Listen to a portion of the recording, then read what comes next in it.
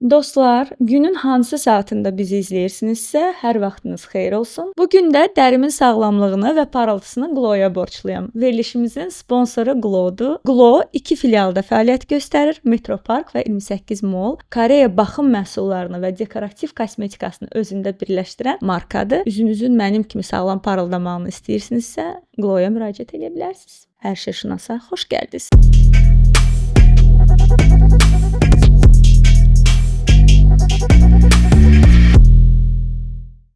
Bugün elə bir qonağım var ki, hər şeyşünas hələ plan olanda, arzu olanda, o mənim arzuladığım 3 qonaqdan biri idi və bugünkü görüş 1 il əvvəlcədən planlanıb.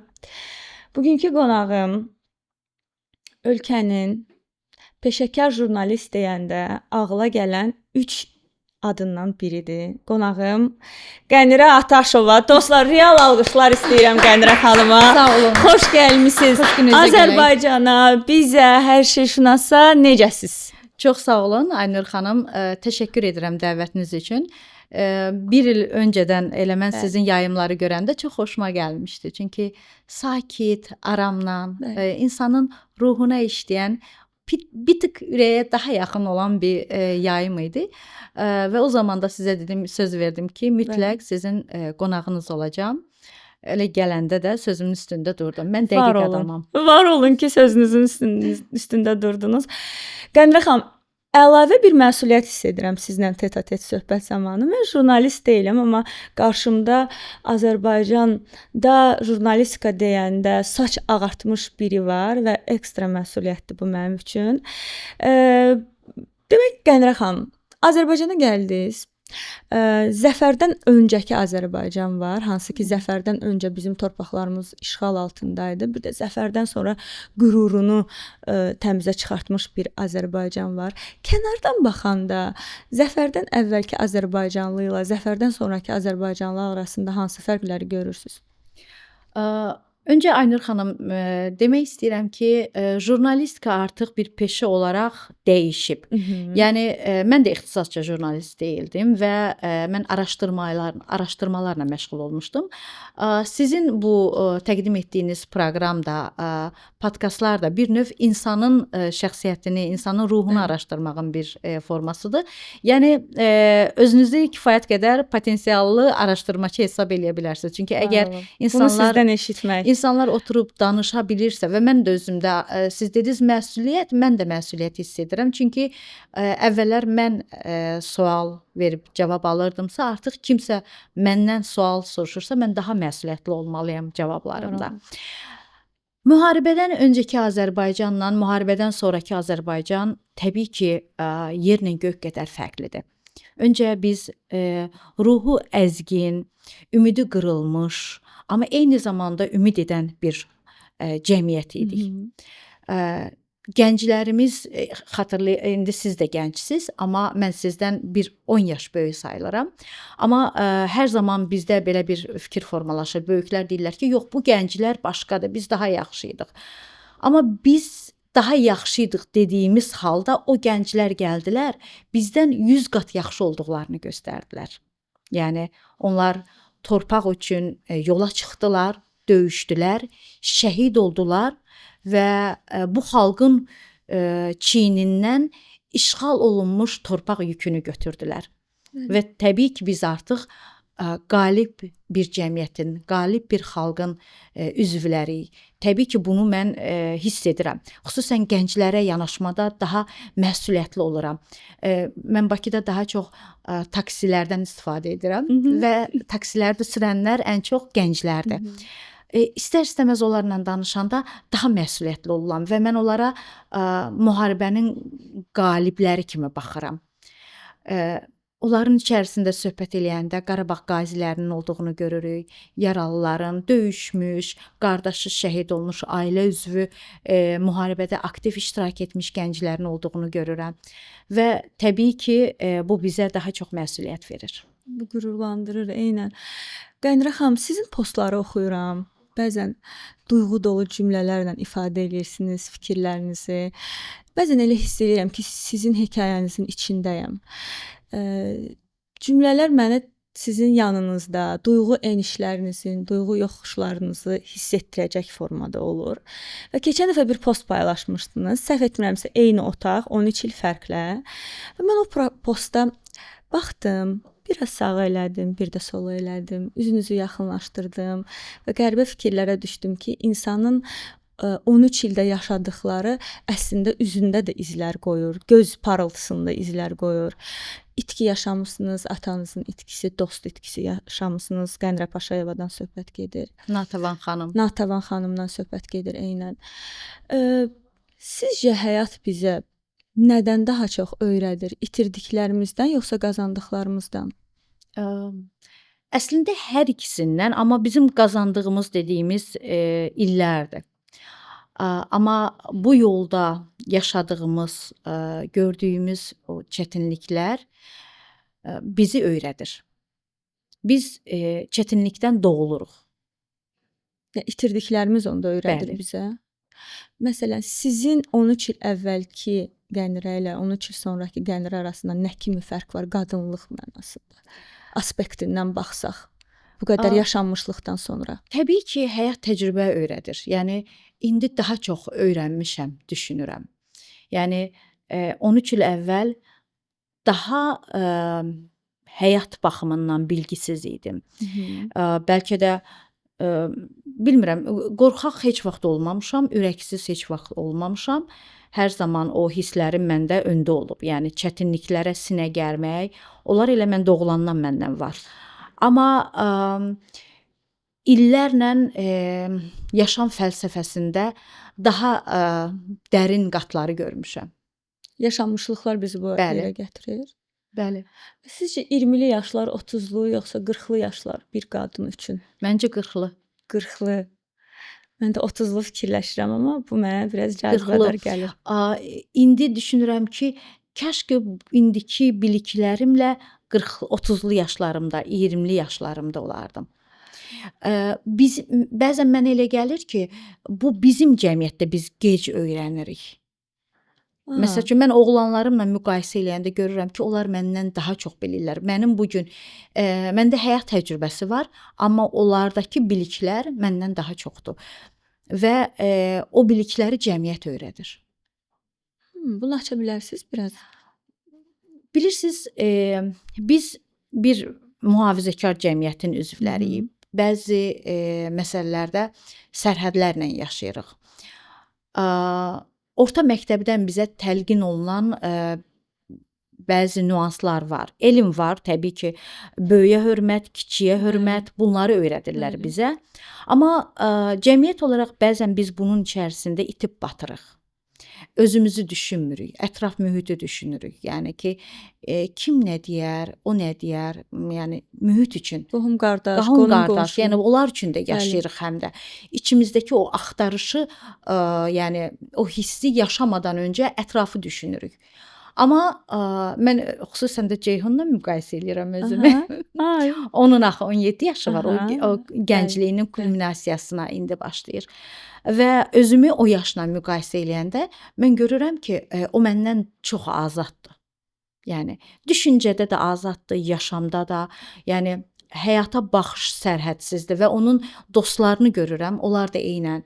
Amma mən o yaşımızda özümüzə baxıram ki, biz çox ürkək idik, çəkingən idik, böyüyə, kiçiyə çox hörmət qoyaq deyə daha çox özümüzü geri atırdıq, bəlkə də arzularımızın üstündən hardasa keçmişik. Yəni bu baxımdan coğrafiya fərq. Onda coğrafiya qədər qismətdir cümləsində həqiqət payı var. O coğrafiya qədər qismət müharibələr baxımından mənə elə gəlir ki, vacibdir. Çünki bizim bu cəmiyyətimiz, məsəl üçün bizim Azərbaycan coğrafiyası həm geopolitik olaraq çox vacib bir nöqtədəyik, dünya üçün vacib nöqtədəyik, amma düşünün bizim bir qonşumuz İran, bir qonşumuz Rusiya, yəni onların içərisində sağlam qalmaq, ayaqda qalmaq, onların işğalından hər zaman özünü qorumaq kimi bir skilləri özündə formalaşdırmaq və bu xalqın ruhuna da oturur. Həm onu mübariz edir, həm də taleylərini dəyişir insanların. Məsəl üçün mən oğlanlarımla da danışanda görürəm ki, onlar deyir ki, ana burada insanlar, yəni də münasibətdə də görürük ki, insanlar çox xoşbəxtdirlər, inanılmaz. Və mən o xoşbəxtliyin kökünü müharibə görməmələrində görürəm. Məsəl üçün mən necə xoşbəxt ola bilərəm? Gözümü açdım bir Sovet cəmiyyətində.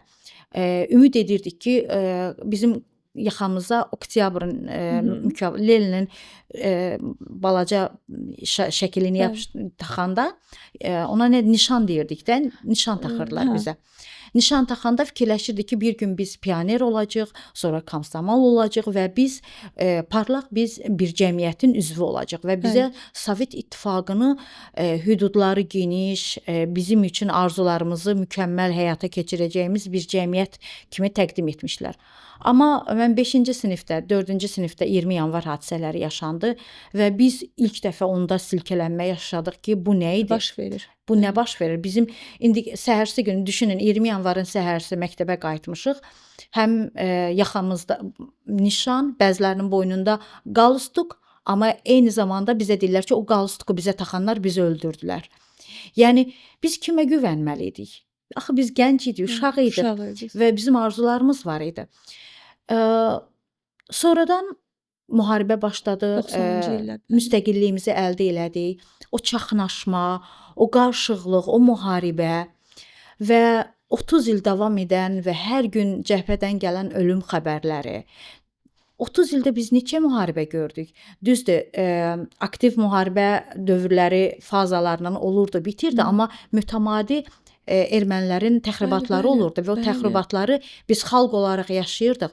Biz nə qədər özümüzü xoşbəxt saysaq da ki, mənim evimdə ölüm yoxdur. Əgər qonşunun evində ölüm varsa, sən evində xoşbəxt ola bilməzsən. Yəni bu mümkün deyil. Bu yaşadığımız dünya enerji ötürən dünyadır. Və qonşunun evindəki o nalə sənin divarlarından keçib sənin ruhuna oturur və sən xoşbəxt ola bilmirsən. Bəli. Və bu müxtəlif cəmiyyətlərdə müxtəlif gənclərin xoşbəxtliyinə təsir edir. Bəli, məsəl üçün əslində indi mənim yaşadığım və məndən öncəki 10 yaş öncəki nəsil bunlar itirilmiş nəsillərdilər. Yəni mən insanlar tanıyıram, kifayət qədər savadlı olublar. Yəni kifayət qədər bilikli, bacarıqlı olublar. Sovet olimpiya çempionları var. Qırmızı medalla, qırmızı diplomla, həqiqi savadla təhsillərini tamamlamış, Azərbaycanda tamamlamış elə həkimlər də var, sadə digər peşə sahibləri var, mühəndislər var. Amma onların çox az qismi özlərini ehtiva edə bildilər. Az qismi özlərinə bu dünyada biliklərinə uyğun yer tapa bildilər. Çoxsu mücadilə ilə keçirdi həyatını. Nəyə görə? Çünki stabillik yox idi. Bir düzən yox idi. Bəzən Amerika cəmiyyəti ilə Azərbaycan cəmiyyətini müqayisə də edirik, amma bu doğru da deyil bu qədər müqayisə. Çünki Amerika son 200 ildə içəridə müharibə görmür. Və o cəmiyyətin işğal görmür. Sərhədləri bəllidir. Yəni biraz Meksika sərhəddindən keçənlər olur, görürsüz, o bunları çalxalayır. Sərhəddi sivil keçir insanlar. Düşünün, bəs bizi kimi terrora, sərhədləri talanmış, oğurluğa, necə deyirlər, işğala məruz qalan bir xalq olsaydılar, onların ruh halı, onların emotional halı necə olardı? Çox haqlısınız. Mən də özümü itirilmiş nəslin bir nümayəndəsi hiss edirəm. Çünki uşaqlıqdan bu yana uşaqlığım atamı itirmə qorxusu ilə keçib. ANS-də dərs oxuyanda yan otaqdan gələn səs düşmən cavab atəşi ilə susduruldu ki, o səsin bəzən müəllifi siz olurdunuz. Mən o cümləni eşidənə qədər ürəyim çırpınırdı ki, atam gedəcək və şəhid olacaq. Üzr istəyirəm Aynur xanım. Baxın, Allah atanıza can sağlığı versin. ANS-in o düşmən Ermənistan Azərbaycana təcavüzü davam edir. Ya şəhid xəbəri var idisə, mütləq şəhid xəbərini verirdi və yaxud da bildirirdi ki, düşmən cavab atəşi ilə susdurulub. Bugün ANS yoxdur. Amma ANS-in insanların tərtər şuuruna ötürdüyü o informasiya müharibəyə gedib vətən üçün döyüşən oğulları yetişdirdi. Həqiqətən O ruhu saxladı. Yəni ANS 30 ildə o tempi saxladı bu xalq üçün. Bəli. Onda şüuraltımızdakı o ya Qarabağ ya ölüm, döyüşkənlik kodlarını düşünürsüz ki, aynısının bir əməyi var. Əlbəttə. Yəni 100% burada aynısının əməyi var. Çünki Azərbaycan televiziyalarının siyasətini hər kəs hər zaman görüb. Bəli. Fərqi də görüb. Bəli, fərqi də görmüşük. Show biznes istehsalının cəmiyyətə yeridilməsini də görmüşük. Düşünün, digər ölkədəki kanallar yalnız ölkəyə toy səviyyəsində müğənnilər yetişdirərkən, ANS isə vətəni qoruya biləcək övladları yetişdirirdi. Yəni o bir fərqli ideologiya, fərqli taktika idi. Məncə ANS öz missiyasını kifayət qədər güclü, yetərincə və şərəfli icra etdi. Sizə elə gəlmirmi ki, məsəl üçün, bəli, ANS bu kodları gənclərin şüur altına yerləşdirdi, amma toyxananı da ANS efirə gətirdi. Bunda ANS-in böyük payı var. Toylar Kralı şousunun.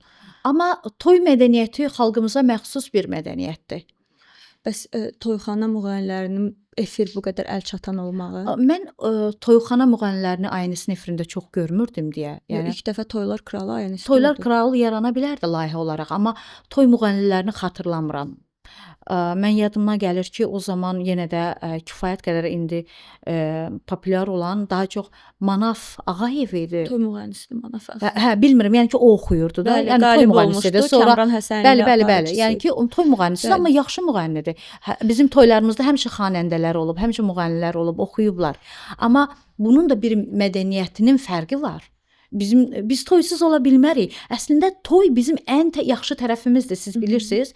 Mən Amerikada Azərbaycan toyları üçün bilirsiniz nə qədər darıxıram.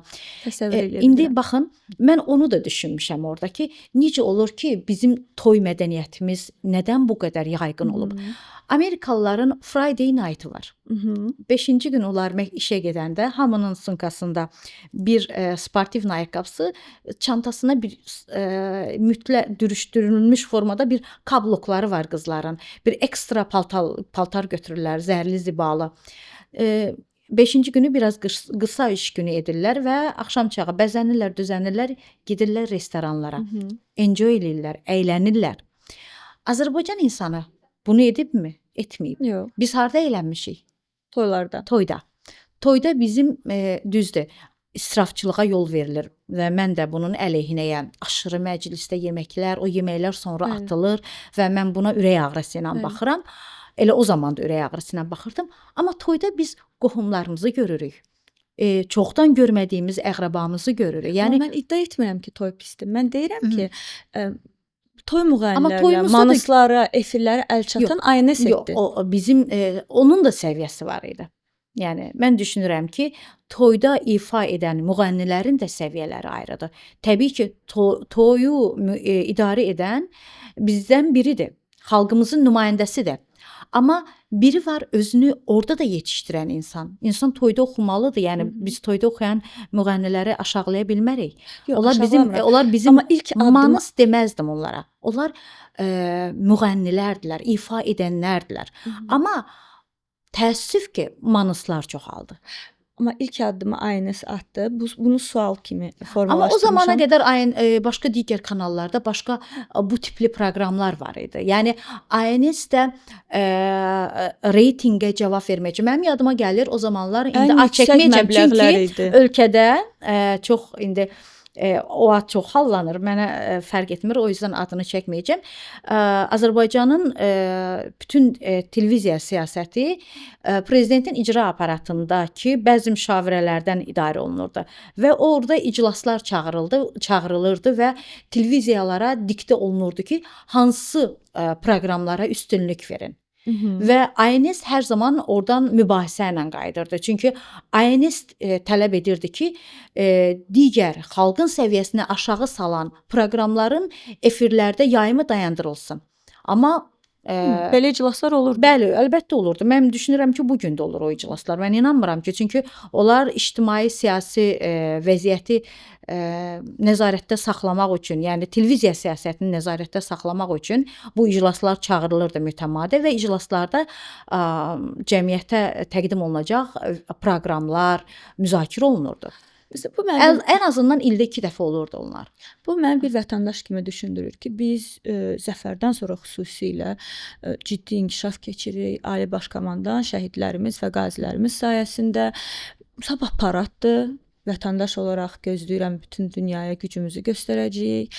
Ciddi bir inkişaf gedir. Formula 1 bir tərəfdən beynəlxalq tədbirlərə ev sahibliyi eləyirik Qənirə xanım. Bir tərəfdən də düşünürəm ki, niyə televiziyalarda bayağı kontent satılan dəyərə çevrilir? Sizcə biz harda nəyi səhv etmişik? Ortada çünki bir səhv var, hansısa dövrə aiddir. Kütləvi informasiya vasitələrinin fəaliyyəti ilə bağlı ortada bir səhv var. Bu harda nə səhvdir ki, biz bayağılığı satılan dəyərə çevrilmişik, dəyərləri ikinci plana atmışıq. Burada ziyalıların məsuliyyəti önə gəlir. Yəni televiziyanı işlədən insan ziyalı olmalıdır bir kərə. Marketinq siyasətini, menecer siyasətini həyata keçirən insanlar ağıllı insanlar olmalıdır. Təsadüfi insanlar televiziyada gəlib yetişmədən mükəmməl insanların yanında dərs almadan televiziya idarə edəcəksə, təbii ki, hər kəs reytinq dalıyca düşüb axtarışda olacaq və pul axtarışında olacaq və o da ekrana gətirib bu cür keyfiyyətsiz məhsulların çıxmasına səbəb olacaq. Mən xatırlayıram ki, ANS-də mən təzə işə başlayanda Allah rəhmət eləsin, hər zaman onu hörmətlə anıram. Arif Mustafayev Vahid müəllimin müşaviri idi, həm də siyasi məsələlər üzrə. Arif müəllim rəhmətli bir vaxtlar Heydər Əliyevin katibi olmuşdu. 60-cı illərdə, yəni həmin 69-larda falan da. Sonradan amma pensiyaya çıxmışdı. Pensiyada olduğu müddətdə ANS-də idi və ANS-də bizi o həm də cəmiyyətə qarşı necə davranmalı olduğumuzu göstərirdi. Mən də ora gələndə uşaq idim, yontanmamış, yəni ki, təcrübəsiz, yəni həyata kör-körənə baxan bir uşaq idim. Bugünkü mənim formalaşmağımda o insanların da əməyi var. Yəni o insanlardan öyrəndiklərim var. Arif müəllim kimi insanlar televiziyalarda olarsa, mən düşünürəm Allah yerini cənnət eləsin, çoxdan dünyasını dəyişib. Yəni mən onun ağlını indi fikirləşəndə deyirəm ki, hə, bax belə insanlar idi televiziyaları ayaqda saxlayan, bizi Mais Məmmədov sonra ANS-də işlədi, uzun müddət o da rəhmətə getdi. Mais Məmmədov Moskvanın Sovet dövründəki Bakı bürosunun rəhbəri idi. Yəni o da siyasətin içində bişmiş bir peşəkar jurnalist idi. Mais müəllimdən biz öyrənirdik. Yəni mən hesab edirəm ki, əgər bugünkü Azərbaycan televiziyaları təcrübəli, qocaman televiziya işçilərinə, peşəkarlara, yaxud da ki, məsul şəxslərə yer verərlərsə, gələn gəncləri də öyrətmiş olarlar. Yəni zaten biz kimdənsə öyrənmişik və kimisə öyrətməliyik. Bəli. Onda belə çıxır ki, o vaxtki dövrdə televiziyada ziyalılar sizin kimi gənclərə təlqin edirdilər nəyi? Hansı ki, cəmiyyətə qarşı məsuliyyət daşıdıqlarını. Bəli, bəli. Onda bu məsuliyyəti sizcə televiziya kanalları daşıyır, yoxsa jurnalist? Televiziya kanalları. Jurnalist icra edir. Baxır hansı jurnalistdən də, yəni biri var yaxşı irəliləmiş, biri var ki, yeni fəaliyyətə başlamış gənc peşəkar jurnalistlər. Onlar sadəcə biliklərini alırlar, nəzəriyyəni öyrənirlər, gəlirlər. Praktikanı, təcrübəni ona verəcək.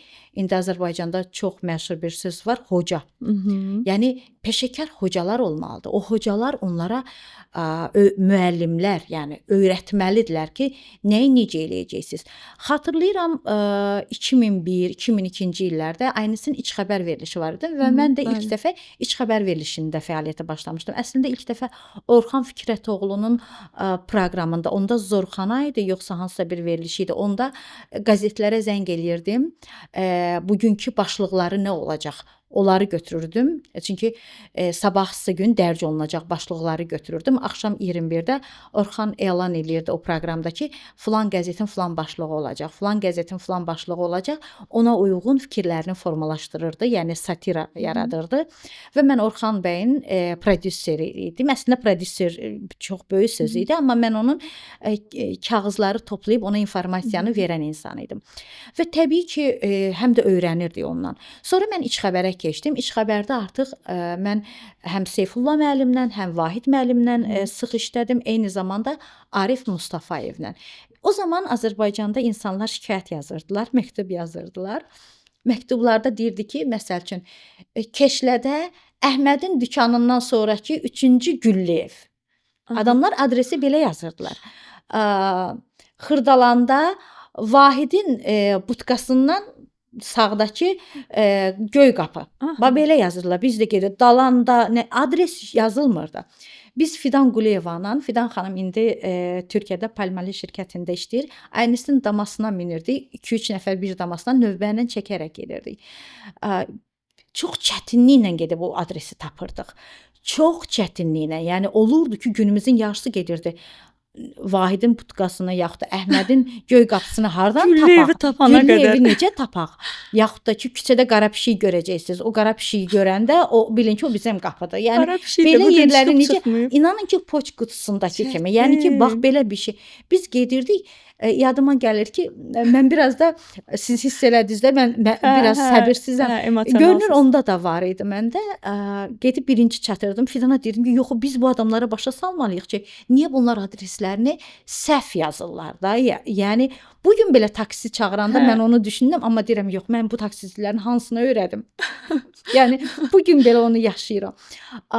Biz başa sala bilmirdi. Əvvəlcə adamı danlayırdıq ki, axı sən niyə adresi səhv yazmısan ki, biz neçə saatımızı Bu pişiyi harda tapım? Hardadır bu pişik?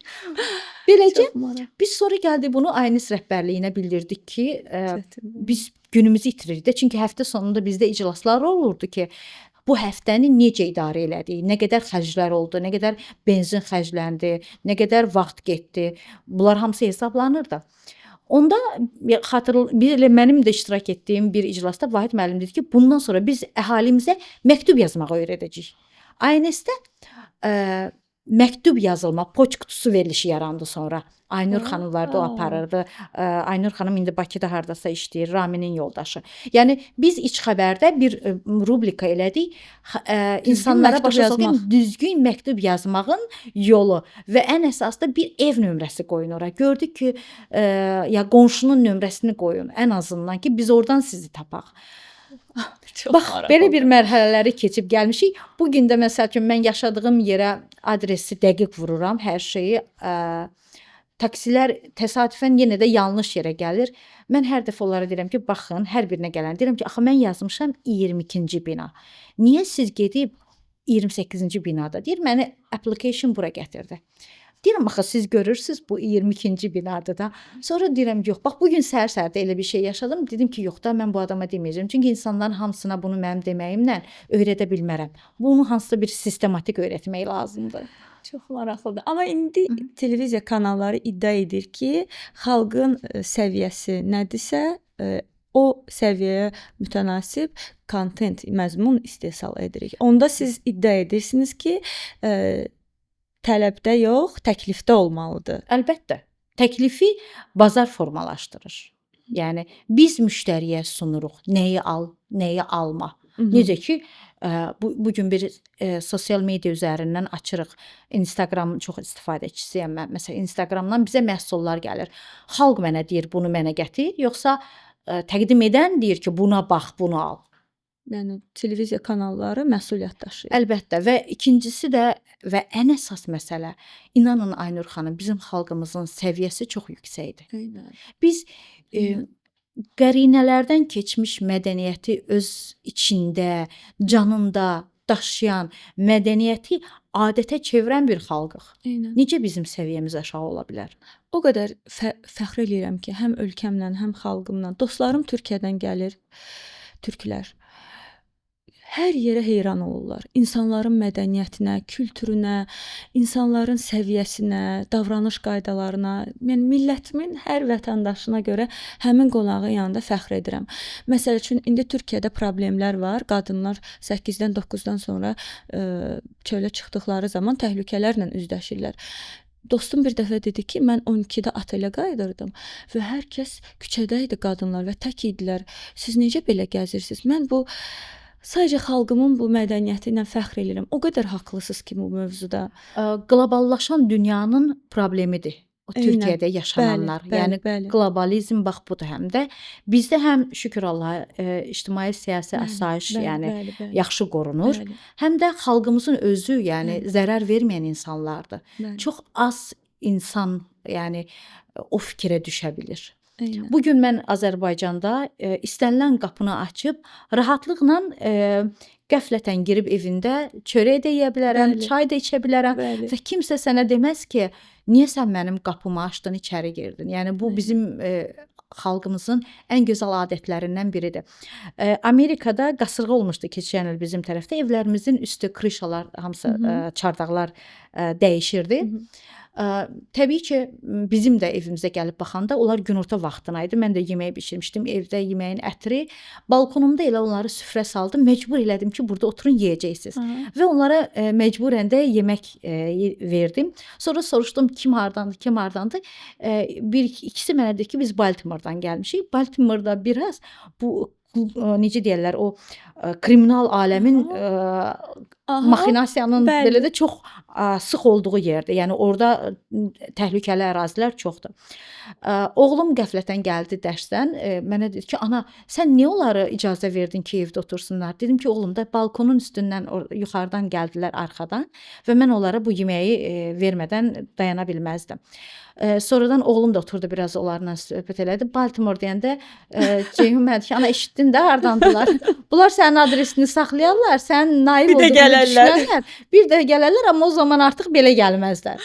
Yəni amma mən əslində onlara həm də dedim ki, bax bu bizim mədəniyyətimizdir. Bu mənim xalqımın mədəniyyətidir. Biz evimizə gələn insana mütləq çay, çörək təklif eləyərik. Necə reaksiya verdilər? İlk dəfə məncə bir qonaqpərvərlik yəni, bu qədər. Onlar yaxşı qəbul edirlər, amma qəbul etməyənlər də olub. Yəni ki, siz mənə niyə yemək təklif edirsiniz deyənlər də olub. Yəni bu doğru deyil deyənlər də olub. Maraqlıdır. Bizim bəzən yəni dilimizdə bu cümlələr var da, indiki ağlım olsaydı ki, bayaq da dediniz o biliklər.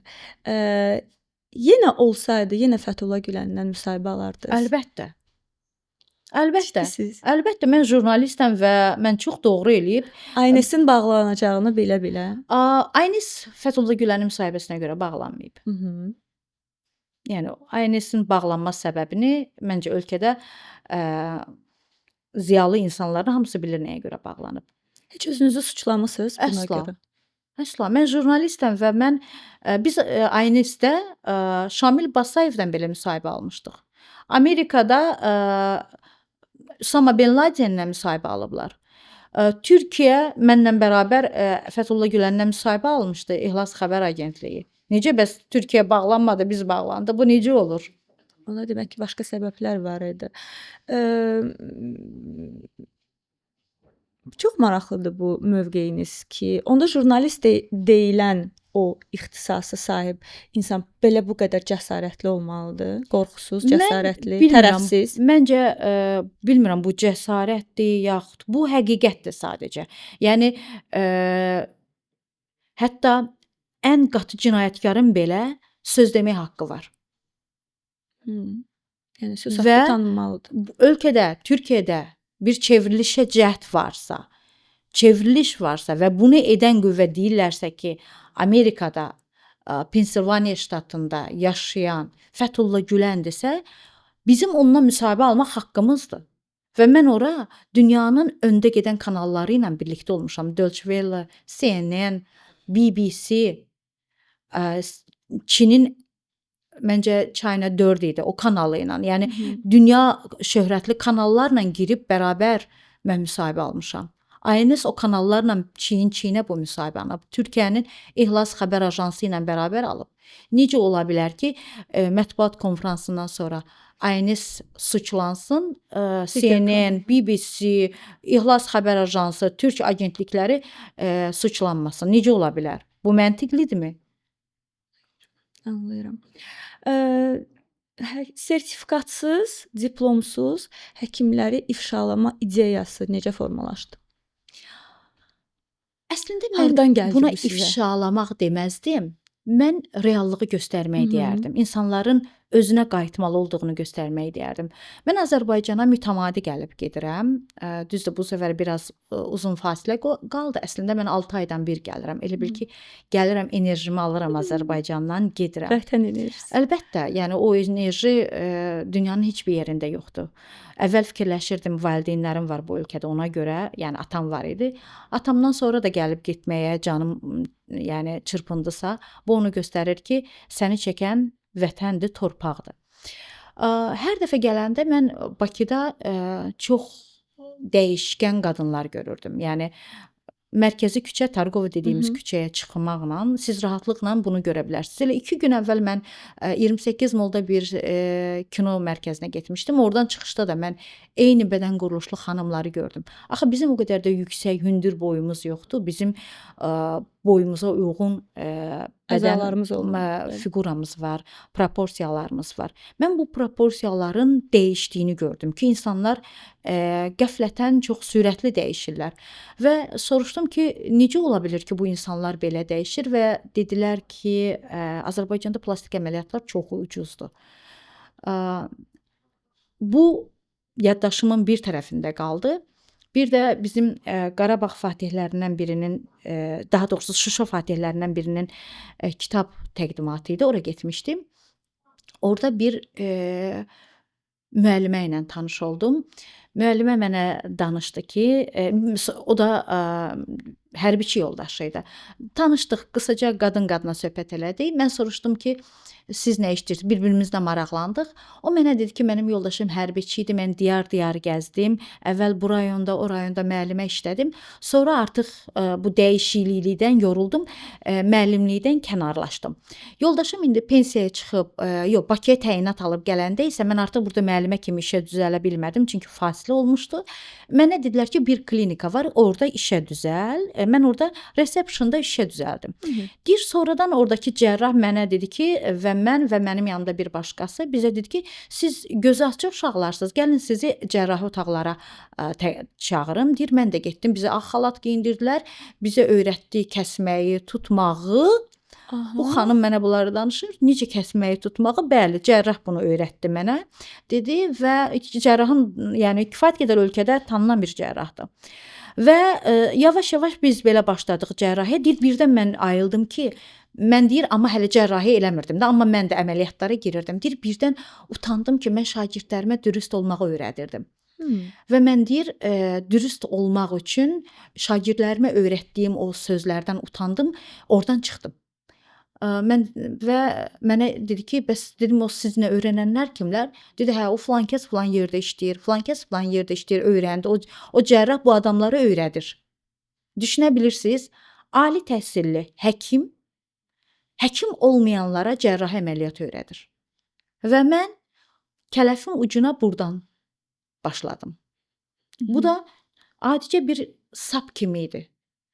Kiçik-kiçik araşdırmalara başladım. Kiçik-kiçik araşdırdıqca üzə çıxdı. Və siyahı formalaşdı. Siyahı qəflətən mənim Instagram hesabıma gəldi. Və təbii ki, anonim gəldi deyərdim. Amma bir yerdən gəlmədi, bir neçə yerdən gəldi. Amma mən anonim informasiyanı həmən paylaşacaq qədər Sonradan bilirdilər siz zəif adam. araşdırırsınız. Amma mən araşdırırdım artıq. Bildirirdiniz araşdırdığınızı. Bəli, artıq paylaşırdım mən. Paylaşırdım, siyahı gəldi. Əvvəlcə mən həkim olmayan insanların saxtakarlığına və onları öyrədən həkimlərdən başladım ki, axı biz belə görməmişdik. Biz görmüşük həkim deyəndə həm də biz ziyalı insan nəzərdə tuturuq. Həkim necə insana kriminal addım öyrədə bilər? Buna necə həkim demək olar? Və mənim o anda ağlıma gəldi Hitler Almaniyasındakı savadlı həkimlərin biraz xəstəliyi olan, zəif, fiziki qüsurlu, əqli qüsurlu olan insanları cəmiyyətdən təmizləmək üçün həyata keçirdikləri addımlar. Və mən onda fikirləşdim ki, bu həkimin o həkimdən fərqi nədir? Düzdür, ağırdır müqayisə. Amma nə fərqi var? Onu deyilən həkim idi və Alman cəmiyyəti hələ də öz üzərindən o ləkəni ata bilmir və bizim dünənə qədər ziyalı deyib qarşısında baş əydiyimiz həkimlər saxtakarları həm də formalaşdırır. Buradan biraz da araşdıranda məlum oldu ki, elə həmin həkimlərin özləri sənədlərini saxtalaşdırıblar. Və biraz da araşdıranda məlum oldu ki, bu saxtakarlığa gedən həkimlərin təkmilləşdirmə institutudur. Biraz da irəli gedəndə axı sonda buna möhrü vuran bir dövlət orqanı var. Və saxtalıq həm də gedib ora çıxıb. Yəni kələfin ucu beləcə açıldı. Siyahı da artıq təqdim olundu. İctimaiyyətə, bəli. Mənə çox maraqlıdır ki, məsələn siz bu formada bunu ictimaiyyətə təqdim elədiniz. Bu o deməkdir ki, saxtakar həkimlər üzə çıxdı. Peşəkar həkimlər üçün bir müsbət idi. Amma mən peşəkar, hansı ki sizin də peşəkar bildiyiniz, peşəkar deyə paylaşdığınız həkimlərlə söhbət zamanı onlarda belə bir şey hiss etdim. Sizə qarşı sanki peşəkar həkimlərdə də qərəz var.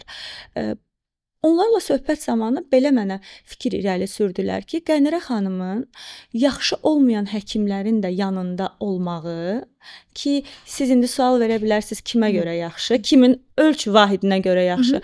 Amma işin mətbəxdən almışam bu məlumatları. Həkimlər bir-birini tanıyırlar. Yaxşı həkimlərin yanında olmağı bizdə şübhə yaratdı ki, bu araşdırmacı jurnalistin bir fəaliyyəti idimi, yoxsa sifarişli bir Mən heç vaxt sifarişlə işləməmişəm. Yəni bu mənim təbiətimdə ola bilməz. İndi siz mənim keçmişimi bilmirsiniz də, jurnalist backgroundumu. Məni tanıyan Aynes kollektivi var, jurnalistlər var. Onlar bilirlər ki, əgər mən araşdırmaya qalxdımsa, onu son nöqtəsinə qədər araşdıracağam. Yəni əvvəldən də elə Aynesdə araşdırmaları edənlərdən biri də mən idim. Ən ağır, ən maraqlı araşdırmaları. Ölkəmizdə yadıma gəlir, mən onu sonradan paylaşmışdım. Un qıtlığı yaranmışdı.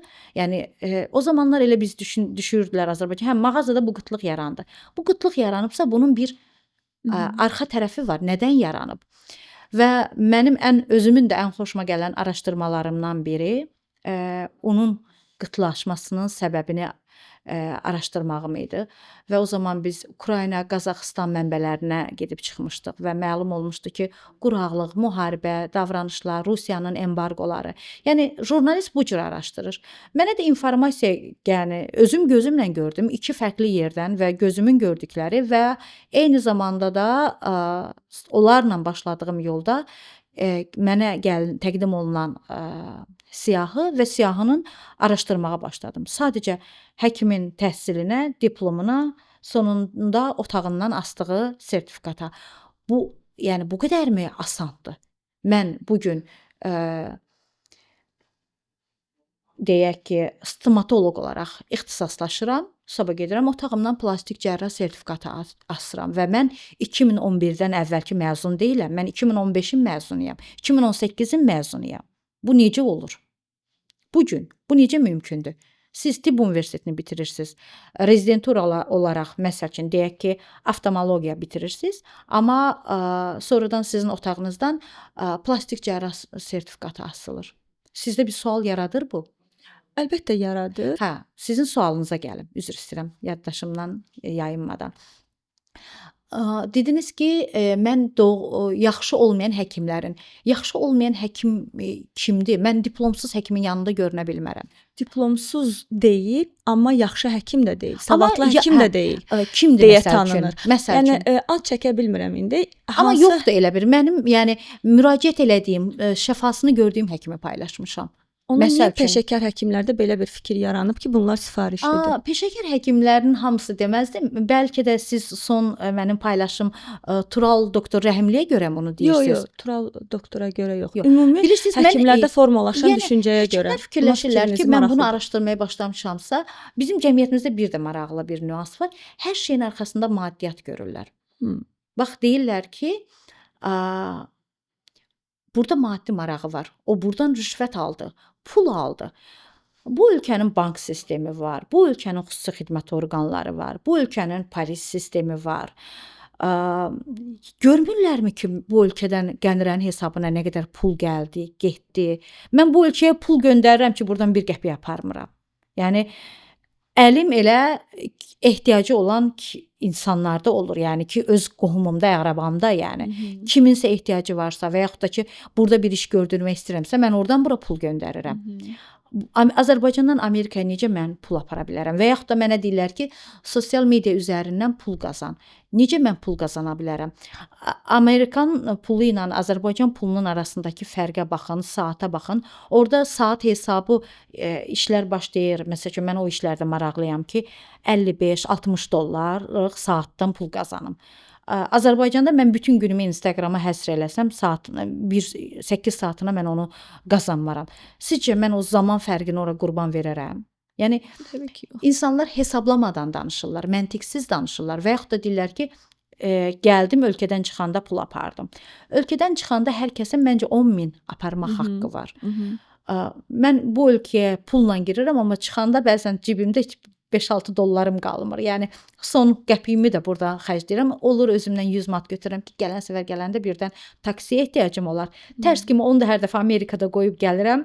Bakıya çatanda yadıma düşür ki, mən o 100 manatı götürməli idim taksiyə vermək üçün ilkin aeroportda düşəndə. Yəni həkimlər belə düşünürlər. Amma peşəkar həkimlər səhlənkarlıqlarını öz elmlərinin, daha doğrusu elmi biliklərini gizləmək üçün səhlənkarlığı don geyindirirlər və deyirlər ki, mən bilikliyəm. Sən biliklisən, çox gözəl, biz sənin biliyinə hörmət edirik, sevirik, dəyər veririk.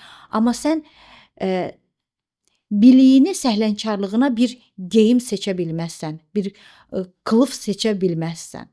Bir əbbabə deyirik, Azərbaycan dilində ona nə deyirlər? Keçmişdə çiynimizi atırdıq. Yadımdan çıxdı o söz. Yəni onun kimi bir çadraya çevirə bilməzsən, yəni çadıra deyək. Cəmiyyətdə belə bir fikir formalaşıb ki, məsələn, səhiyyə sistemində hər hansı bir haqsızlıqla üzləşəndə bunun ictimaiyyətə çatdırılmağını sizi çıxış yolu kimi bilirlər və sizə yazmaqda görürlər. Məsələn, sizə gələn şikayətləri ictimailəşdirib, ictimailəşdirilməyəcəyinə necə qərar verirsiniz? Ekspert rəyi alırsınızmı? Şahidlərlə danışırsınızmı və bu tirajlanmadan əvvəl qarşı tərəfə söz haqqı tanıyırsınızmı? İlk növbədə söz haqqı tanıyıram. Özünə yazıram. Yəni həkim bilir ki, baxın, tirajlanacaq. Mən istədiyiniz həkim, yəni siz düşünürsünüzsə ki, yəni mən onun səhlənkarlığını görmüşəm, özünə birinci yazıram. Hətta olub bəzi həkimlərə xəbər göndərirəm ki, doktor, siz bu xəstəni çox incidirsiniz. Onu bir dinləyin. Bir dinləyin. Yəni əgər bu ölkədə məhkəmə hüquq sistemində alternativ tibbi ekspertiza yoxdursa, sonda həkimi də müdafiə edən tibbi ekspert kimdir? Elə həkimlər də həkimi qoruyursa, bu xalqın səsini kim eşitməlidir? O xalqa danışmaq haqqını kim verməlidir? Bu günə qədər onların səsi eşidilməmişdi. Mən sadəcə inqilab etmədim. Sadəcə onların səsini eşitdirdim. Tibbi ekspertiza həkimlərin sözünü demir. Həkimləri müdafiə edən bir qurum yoxdur. Eləyir xanım, eləyir. Bu günə qədər çox təsadüf halda biz 2 nəfəri görürük. Məhkəmə tibbi ekspertizasından sonra işi, yəni məhkəmədə cinayət kimi sübut olunmuş həkim. Azərbaycanda hansı həkim səhlənkarlığı bu günə qədər sübut olunub? Siz elə bir siyahı görə bilərsiniz, elə bir statistika görə bilərsiniz. Halbuki dünyanın hər bir ölkəsində bu var. Amma statistika var. Bizdə həkim səhlənkarlığını göstərən bir statistik məlumat bürosu mövcuddurmu? Bəs bu statistikanı ekspertiza edən qurum varmı ki, bu dəqiqdir, bu dəqiqləşdi və sübuta yetirildi? Bu alternativ tibbi ekspertiza yaranmalıdır bunun üçün. Bəli. Bir yox, bir neçə alternativ tibbi ekspertiza yaranmalıdır. Alternativ tibbi ekspertizalar peşəkar həkimlərdən və vicdanlı həkimlərdən formalaşmalıdır. Və onların databazaları ictimaiyyət üçün açıq olmalıdır və həmin tibbi ekspertizanın rəyindən razı və narazı qalan insanların kommentləri orada olmalıdır və həmin həkimin, tibbi ekspertin reytinqi formalaşmalıdır. Yəni biz Vicdanlı Amerika və açmırıq, Amerika kəşf etmirik. Bütün dünya etdiyini sadəcə copy paste eləmək lazımdır. Onların etdiyini biz də tətbiq etməliyik. bizdə sizə elə gəlmirmi ki, okey, tətbiq edək. Amma bizdə də sistem elə hala gəlməlidir. Heç olmasa onlarla ayaqlaşacaq hala gəlsin ki, biz bu modeli tətbiq edə bilək və bu model adaptasiyaya keçsin sistemdə. Bu gün Azərbaycanda olan tibbi avadanlıqlar dünyanın çox az ölkəsində ola bilər. Hansı cihazı istəsəniz burada rahat tapa bilirsiniz. Amerikada sən MRT müayinəsinə düşmək üçün sıra gözləyərsən, növbə gözləyərsən. Orada da düzdür, 360 milyonluq əhaliyə görə çoxdur. Yəni onların da cihazları çoxdur. Amma siz sonucda müayinəyə düşmək üçün uzun növbələr gözləyirsiniz. Çünki gedib görürsüz ki, növbələr var. Amma Azərbaycanda biz rahatlıqla gəlib istədiyimiz anda MRT müayinəsinə düşə bilərik. Bizim üçün cihazlar bu qədər əlçatandır. Bəli. Azərbaycanda, Amerikada həkimlər doğru çox qazanır. Düzdür, Amerika ilə Azərbaycan müqayisəsi doğru deyil. Amma siz onu dediniz demək ki, onu. Amma Amerikan həkimi Azərbaycan həkimindən çox vergi verir. Azərbaycandakı həkimlər Almaniyadakı həkimdən də çox qazanır, Türkiyədəki həkimdən də çox qazanır, Amerikadakı həkimdən də çox qazanır. Düşünmürəm. İnanın ki, belədir. Aynur xanım, düşünmürəm. Bu bəzi ixtisaslara aid ola bilər. Aynur xanım, bəli, biz poliklinikalardakı həkimləri demirik. Yəni Bəli. ki, oradakı həkimlər çox az qazanırlar. Bu doğrudur. Amma onun orada bir nöqsanların, indi mənim tibbi biliklərim və ümumiyyətlə tibbi araşdırma biliklərim o qədər dərin deyil ki, bu dəqiqə o barədə mən geniş izah verə bilim. Amma burada təbibin və Səhiyyə Nazirliyinin doğru olmayan fəaliyyəti var. Bəli. Bir kərə bir ölkənin neçə səhiyyə sistemi olmalıdır?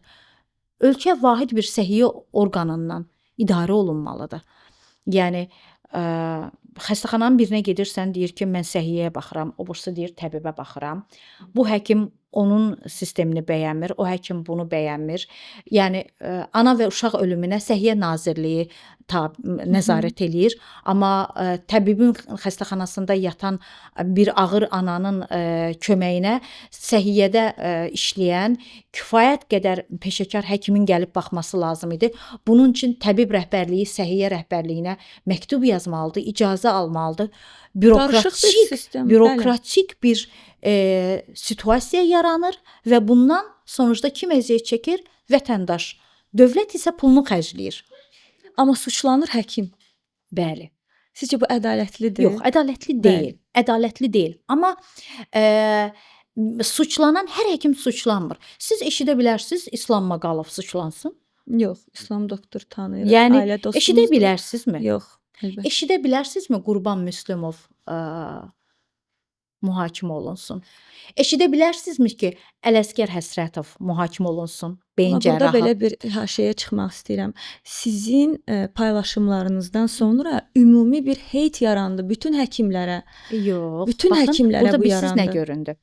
Bu günə qədər sadəcə insanlar izah eləyə bilmirdilər onlar nə yaşayırlar. İnsanlar xəstəxanada həkim səhlənkarlığının qurbanı olurdusa, gedib taleyi ilə barışırdı. Bəli. Çünki bilirdi ki, polisə də getsə, məhkəməyə də getsə, əgər bir maraqla həll olunacaqsa, sadə vətəndaşın marağı orada həll olunmayacaqdı. Burada digər maraqlar qüvvəyə minir, ortaya atılır və sonucda vətəndaş gücsüz qalırdı. Amma bugün vətəndaş özünün də qorunduğunu hiss elədi.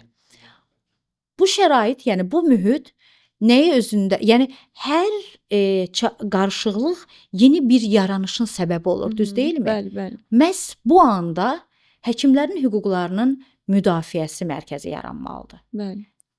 Həkimlərin bu yoxdur. Bu ciddi haqlı, boşluqdur. əlbəttə bunu yaradacaq, amma ağıllı insanlar olmalıdır, ziyalılar Bəli. olmalıdır. Onu məhz İslam Maqalov kimi Bəli, bəli. həkimlər yaratmalıdır. Bəli. Dünən part arxasından durub, bugün sadəcə özünü Kimisə reklam bacısı eləmək oğlu, üçün kimisə- kimisə qohum Bəli, əqrabası bəli, olacaq bir bəli. adam etməməlidir. Eynən, ziyalılar Yəni, etməlidir. Yeni bir dönəm yaranır. Yəni o yeni dönəmdə sistem özünü təmizləməlidir. Yəni tibb sistemi, səhiyyə sistemi. Yəni həkim xəstəni necə qapının kənarından itələyə bilər? Bu necə mümkündür? Həkim həm də hakim Yəni sözün kökü əslində biz İbn Sina'dan götürsək həkim deyilir də. Yəni o uzanılmış, həm də hakim. Həm hakimdir, həm həkimdir. Bəli. Bu bir vicdan daşıyıcısıdır. Biz qloballaşan dünyaya baxdıqda bizdə vicdan zəifləməyə gedir. Amma bizim tibb səhiyyəsinin, yəni məsəl üçün mənim gəldiyim ölkədə mən Amerikadakı həkimləri, onların xəstə ilə münasibətini müqayisə eləyəndə onları daha ali görürəm. Bunun bir səbəbi də həkim xəstə ilə pul təmasına keçmir, maddiyyat görmür. İndi də keçə bilmir icbari sığortaya görə Qənirə xanım. Bu sadəcə sözdədir. Əməldə həkimlərin böyük əksəriyyəti pul alır. Köməkçi vasitəsilə İxtiyarları yoxdur. Xanım, Yox. Mən dəfələrlə bu barədə sübutlar eləmişəm. Yəni Axı bunu bütün həkimlərə də şamil eləmək olmaz. Hamıya şamil edilməz, amma kifayət qədər həkimə də şamil edilir. Desəz ki, mən özüm həkimə gedəndə pul verməmişəm, vermişəm, özü də sevərək vermişəm. Mənim uşaqlarımı dünyaya gətirən, dünyasını dəyişən həkimimin əllərindən öpmüşəm və kifayət qədər də artıqlaması ilə ona dəstək olmuşam və heç bunu götürməyə özündə yəni özün götürmək istəməyib, amma mən məcburən otağa qoyub çıxmışam.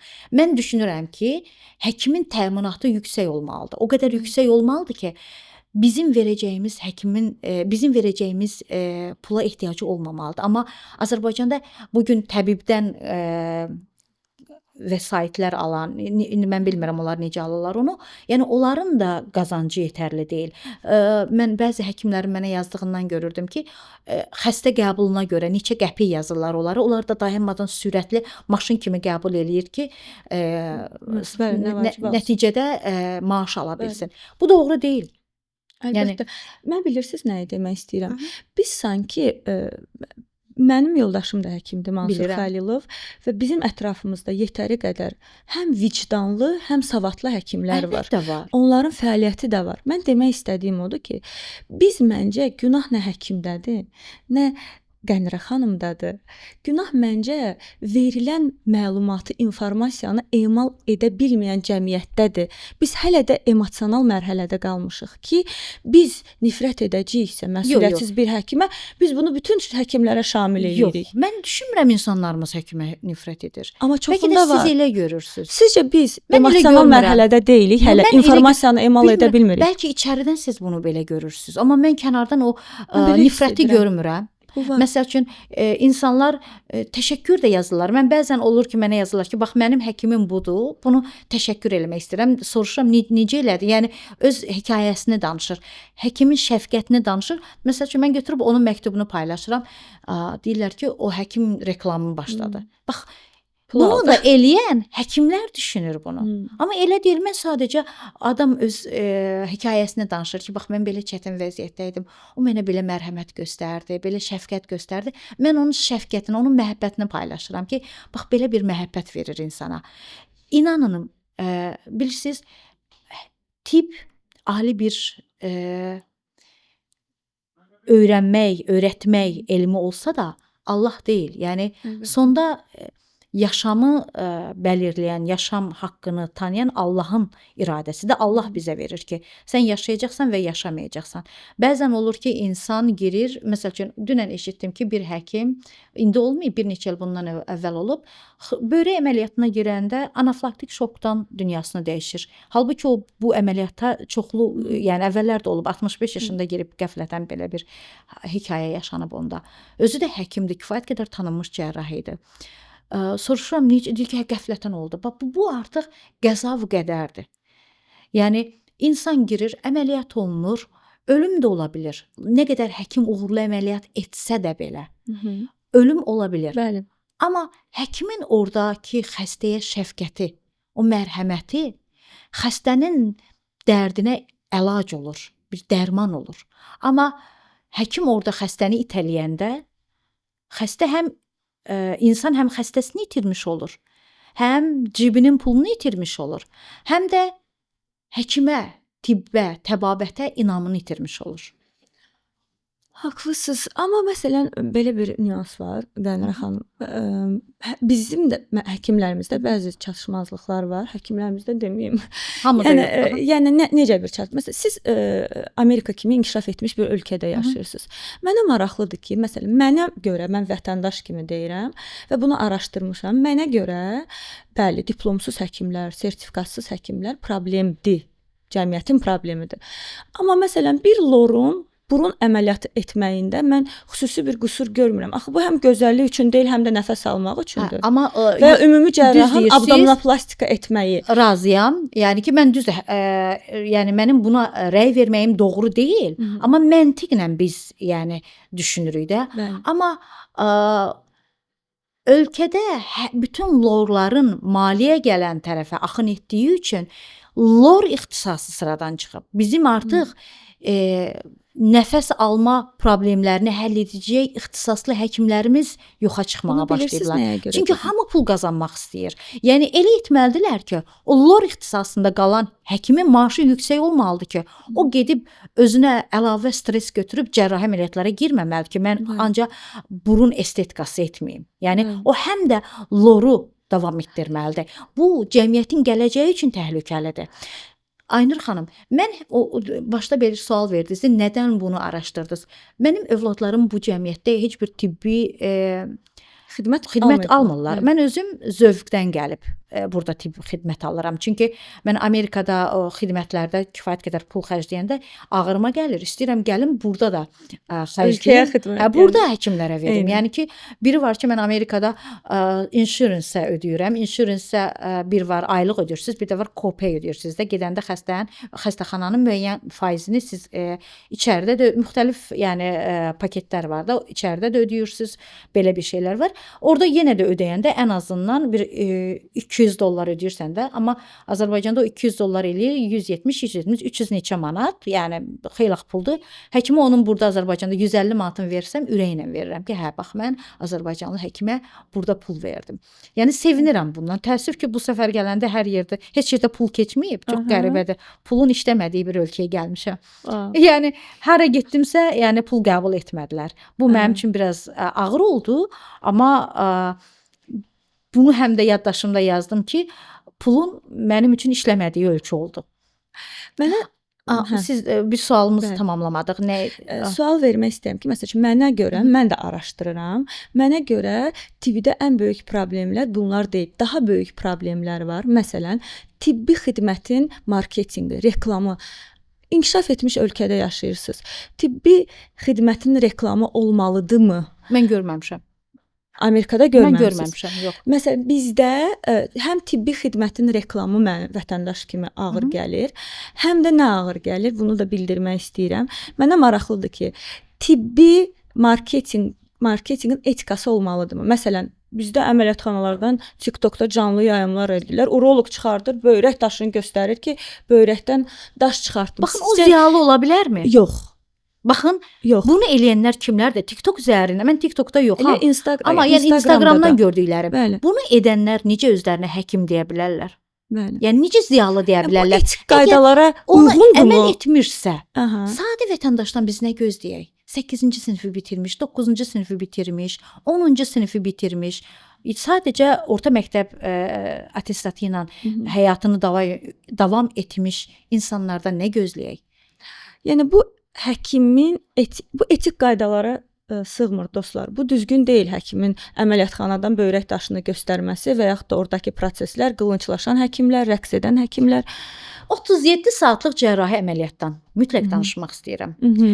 Düzdür, onu 32 saat yazmışlar. Cərrahi əməliyyatda iştirak edən həkimlərlə şəxsən danışdığıma görə 34-cü saata keçəndə dayanmışdı o həmin əməliyyat.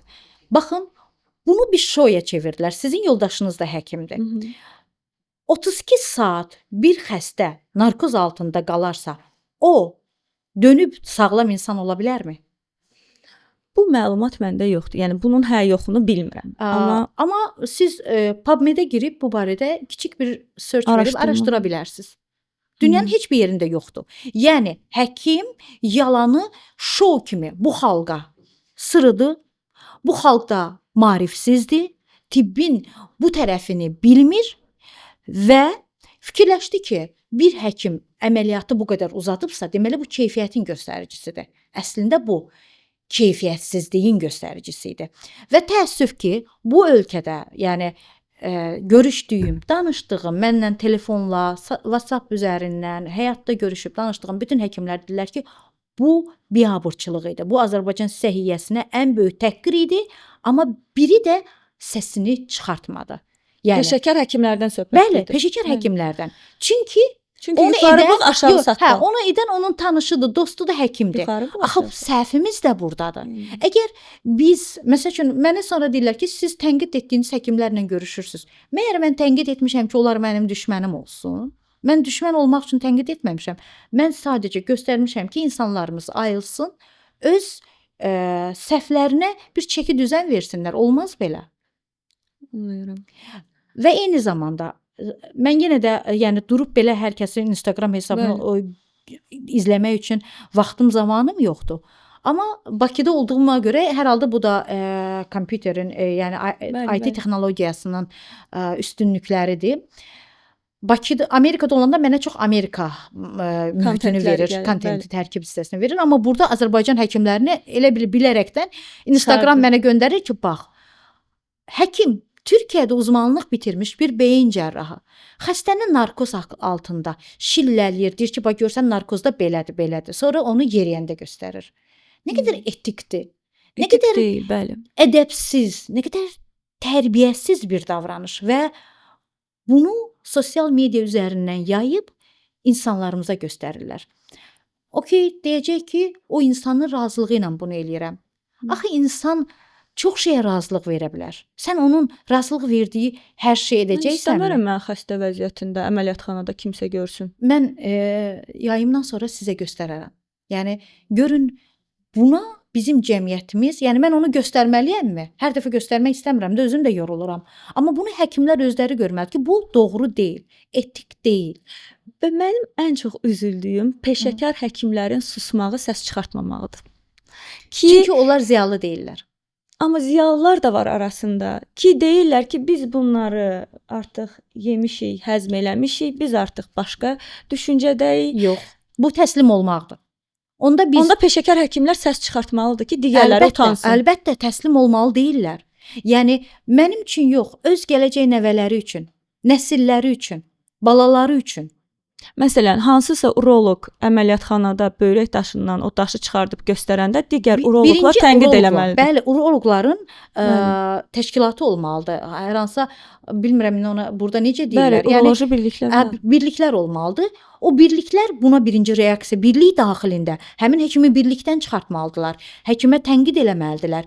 O həkimi digər, məsəl üçün xəbərdarlıq olunmalıdır. Bu da təkrar olunarsa konqreslərə dəvət olunmasın. Artıq bilirsiniz, parlamentdə qəbul olundu. Həkimlərin sertifikasiya məsələsi həm də onların keçdiyi kurslarla, yəni iştirak elədiyi kurslarla təmsil olunmalıdır. Yəni onların sayı ilə. Onda kurslardan onlara imtina verilməlidir ki, bu adam etik qaydaları pozub, deontologiyanı pozubsa, biz onu bu kurslardan kənarda saxlamalıyıq. Və insanlar sərhədləri bildikcə addımlarını düzəldəcəklər. Bəli, bəli. Çox etik deyil həkimlərin bu paylaşımları və heç bir şəkildə ziyalı da qəbul olunmur. Üzr istəyirəm Aynur xanım. Azərbaycan qadınının bir özəlliyi var idi. Hər zaman qadınlarımız ginekoloji müayinədə olublar. Amma biz heç vaxt bunu görməmişik, bilməmişik. Hətta özümüz belə həkim müayinəsinə gedəndə utanaraq, çəkinərək bunu eləmişik. Amma bu pərdəni cəmiyyətin üzündən cırmaqla qopardan bizim həkimlərimiz deyilmi? Yəni doğumdan görüntülər, ginekoloji müayinələrdən görüntülər etik deyil. Etik deyil və eyni zamanda müxtəlif plastika əməliyyatlarını göstərən, paylaşılan, yəni bunlar doğru deyil. Yəni bu xəstənin özəl alanını pozmaqla yanaşı cəmiyyətin də o necə deyirlər, dəyərlərinə toxunmaqdır. Bunu axı ziyalı insan özü dərk etməlidir. Onun üçün kimsə gəlib Amerikadan və yaxud da Gürcüstandan, Ukraynadan gəlib deyəsi deyil. Məsələn, mən plastik cərrahların bəzilərinin paylaşımına baxıram. Məsələn, omba əməliyyatı olub, bu xüsusi həcmdə olan omba əməliyyatlarına aiddir. Seksual bir iç geyimdə Bəli. onu göstərməkləri, məsələn, mənim göz zövqümü pozur və bu heç düzgün deyil. Sanki porno ulduz kimi bir kontent var və həkimin yaxşı əməliyyatın göstəricisi o xanımın iç geyimidir. Yəni o qədər seksual formada geyinirlər ki, bu məni ciddi şəkildə izləyici kimi diksindirir və bu mənə görə bu peşəkar deyil və tibb etikasına da uyğun hesab etmirəm. Əlavə mənə məsələn maraqlı olan budur ki, sizin fəaliyyətinizdə mən Azərbaycanda bir vətəndaş kimi Daxili İşlər Nazirliyinin fəaliyyətini ciddi şəkildə qiymətləndirirəm. Çünki ictimaiyyətdə bir hadisə baş verən kimi 3 dəfə polis Azərbaycanı təq edirik. Polis Azərbaycan o məsələni nəzarətə götürür, həll edir, cəzası olacaqsa cəzasını verir və cəzasını aldığına aid məlumatı ictimaiyyətlə paylaşır. Bu möhtəşəm fəaliyyətdir. Sizin bax bu fəaliyyətlərinizdə hansı ki həkim məsuliyyətsizliyi var, ortada cinayət var. Səhiyyə Nazirliyi bu problemlərə görə sizə qarşı adekvat bir yanaşma görürsünüzmü? Və yaxud da həlli ilə bağlı hər hansı bir rəsmi bir şəxs sizlə kontakta keçirmi?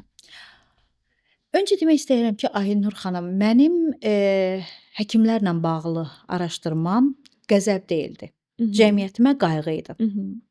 Və mən ağrıyan sistemə daş atmadım.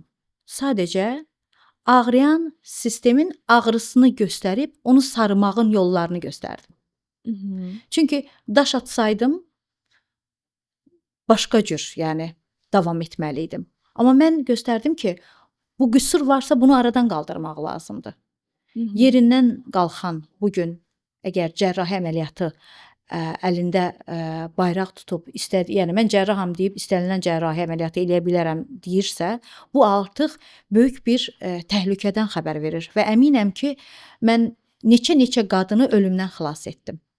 Çünki mənə qədər də plastik əməliyyatlar olunurdu və insanlar sadəcə plastik əməliyyatdan ölür dedilər. Yəni filan kəs əməliyyat olundu, ölündü. Narkozdan Narkozdan öldü, elə də deyirlər, əməliyyatda öldü, belə oldu. Amma insanlar bilmirdilər nədən öldü. Bilmirdilər ki, orada səhlənkarlıq necə olur ki, ölür. Çünki həm də bunu edənlər həkim deyil deyə əməliyyat edib öldürürlər. Əslində bu yolda bir neçə qol var idi. Birinci qol həkim olmayan insanların insan bədəninə müdaxiləsi idi. İkinci qol ixtisassız həkimlərin istənilən cərrahi əməliyyatı həyata keçirməsi idi.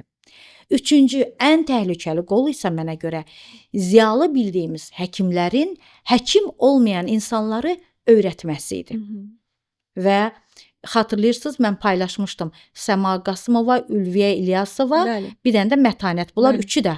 Üçünün də əlində hadisə olmuşdu. Desin, Səmada olmayıb, amma ikisinin, yəni Səma özü savadsız və insanlara adrenalinin şok effektindən dərs deyir. Hansı ki, onlar da həkim deyil. Onlar evdar 9-cu sinifi bitirmiş xanımlar gedib mətbəxdə, kuxnada, nə bilim, açdıqları bir salonda cərrahi əməliyyatlar keçirirdilər. Yəni, mən düşünürəm ki, bunu göstərmək qəzəb idi, yoxsa xalqıma bir sevgi idi. Mən bunu sevgi kimi görürəm, qəzəb kimi görmürəm. Yəni, xalqıma göstərirəm ki, əzizlərim, sizin tanıdığınız sosial media üzərindən aktiv və təhqirlə hər gün sözlərini eşitdiyiniz açıq ifadələrlə insan, qadın bədənini təcəssüm etdirən bir qadını gördüyünüz o həkim deyil. O sadəcə bir saxtakar, bir fake, bir ictimai fırıldaqçıdır. Sizin sualınıza gəldikdə, təbii ki, mənimlə Səhiyyə Nazirliyi arasında və dövlət strukturları arasında kommunikasiya oldu və biz nəticəsini gördük. Yəni bu üç xanımla bağlı bu məsələlər nəticə aldı? Təkcə bu xanımla bağlı yox, Ümumi, ümumilikdə hər birinin nəticəsi oldu. Ümumi, əlbəttə, mən hər birində araşdırmalarda nəticə gördüm. Çünki həkim olmayanların sorğularını verib, kimlərin həkim olub olmadığını öyrənə bildim və bu işdə mənə Səhiyyə Nazirliyi kömək elədi. Məsələn, mən öz çevrəmdə, həkim çevrəmdə həmişə tənqid eləyirəm. Çünki qaymaq təbəqə sayılan həkim, yəni ziyalı, savadlı, xəstəsi olan və bütün etik qaydalara əməl edən həkimlər reklamı özlərinə ar bilirlər, istəmirlər və göz önündə heç bir şəkildə olmurlar. Həmişə onları qınayırdım ki, niyə olmursuz? Axı Ucqar kənddəki Südabə xala niyə Zaura Xoşqədəmə baxıb o həkimi görməlidir və onun yanına getməlidir? Orada bir xəyal qırıqlığı yaşamalıdır Azərbaycan səhiyyəsi ilə bağlı və bu bütün həkimlərin adınadır. Elə qoyun sizi işıqlandırsınlar, Südabə xala sizi tanısın. Belə bir tənqid edirdim. Ailə dostumuz var, Vasif İsmail, buradan da salamlayıram. O belə dedi mənə ki, xeyr, əzizim, kənddə yaşayan Südabə xala istənilən klinikaya yaxınlaşdıqda bilməlidir ki, ona yetəri qədər keyfiyyətli bir xidmət göstəriləcək Doğru və deyir. güvən içində olmalıdır. Doğru deyir, sistem olmalıdır. Sistem olmalıdır. Sistem bunu təlqin etməlidir vətəndaşa. Aynur xanım, mən bu günləri sosial media üzərindən mənə həkim tövsiyə et kimi çoxlu məktublar alıram. Mən bəzi o məktubları artıq silirəm. Utanıram mən onlara. Nə cavab verim? Axı mən həkim deyiləm. Mən necə tövsiyə eləyim ki, siz filan həkimin yanına gedin? Mən tanımıram həkimləri və eyni zamanda hər gün bəlkə 100, 200 belə mənə məktub gəlir. Ginekoloji əməliyyat üçün kimə gedim? Estetik üçün kimə gedim? Bədən şəkilləndirmək üçün kimə gedim? Göz əməliyyatı üçün kimə gedim? Müxtəlif. Mən yalnız kimə cavab verə bilərəm? Özüm məsəl üçün bilirəm ki, mən özüm də o həkimin qəbulunda olmuşam və bilirəm ki, yaxşı məsəl üçün göz cərrahıdır. Deyə bilərəm ki, mən özüm o həkimin yanında olmuşam. Tanıdığım bunu bilirəm, onu deyə bilərəm. Yəni o ümid yerini kəsmərəm. Və yaxud da ki, beyin cərrahı soruşurlar məndən, deyirəm, hə, bizim ailə üzvümüzdə olan problemi bu həkim xilas etmişdi, mən onu tövsiyə edə bilərəm. Yəni belə deyə bilərəm. Amma mən həkim tövsiyə edəcək bir insan deyiləm. Bunun olması üçün həkimlərin vahid data bazası yaradılmalıdır. Mən 1 ildən çoxdur eyni sözü deyirəm. Həkimlərin vahid data bazası. Hansı ki, orada həkimin kim olduğunu hər kəs biləcək. Yəni həkimin təhsil yolunu, onun keçdiyi yolu və eyni zamanda qəbul etdiyi xəstələrin reyting, yəni ona verdiyi reytinqi görəcək. Və bu zaman xəstə həkimi sosial media üzərindən yox, dövlətin qurduğu bir vahid sistem üzərindən tapa biləcək. Mən ortodont yanına gedirəm Amerikada. Mənim görüşümdən 10 gün qabaq, bir həftə qabaq, bir də ki, bir gün qabaq mənə zəng gəlir ki, filan saatda sənin görüşün var. Bir dəfə elə oldu ki, mənim görüşümdən bir gün qabaq mənə həmin mesaj gəlməyib, mən də görüşü qaçırtmışdım. Onlar mənə yazdılar ki, zəng elədilər ki, sizin görüşünüz qaçıb da, yəni siz burada olmalıydınız. Dedim ki, mənə dünən mesaj gəlməmişdi. Mən görməmişəm. Araşdırdılar, gördülər ki, hə, bir texniki qüsur olub, mənə mesaj göndərməyiblər. Əvvəl bir də onlar, yəni həmin gecikməyə görə mənim hesabımdan pulu tutmuşdular. Və mən onda dedim ki, mən banka müraciət eləyəcəm ki, pulu geri qaytarsınlar. Gecikməyə görə də pul tuturlar. Yəni mən həkimi qəbuluna yazılıram. Qəbuluna yazıldığım üçün vaxtında orada olmalıyam. Çünki insanlar bu vaxt məsələsini, rejissor qardaşımız da bizi burada təsdiqləyir, vaxt məsələsinə əməl etmək üçün onları maddiyyatla sınağa çəkiblər. Yəni sən vaxtın qədrini bilməyəcəksənsə, ödəyəcəksən.